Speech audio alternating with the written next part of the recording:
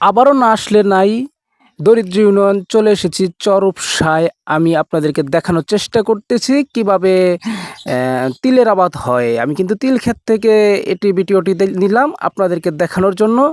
শহর অঞ্চলে কিন্তু আমাদের ওইখানে আবাদ হয় শুধু ধান বা পাট বা অন্য কিছু, এগুলো আবাদ হয়, কিন্তু আসলে তিল বাদাম এগুলো আবাদ হয় না।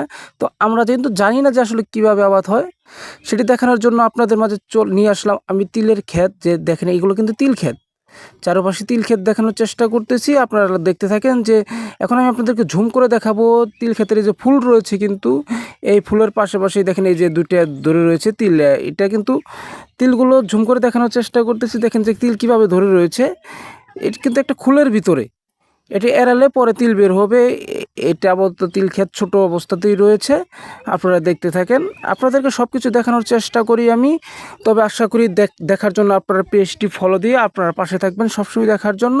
এটি কিন্তু আপনাদেরকে দেখালাম রূপসার চর, সিরাজগঞ্জ জেলার থেকে।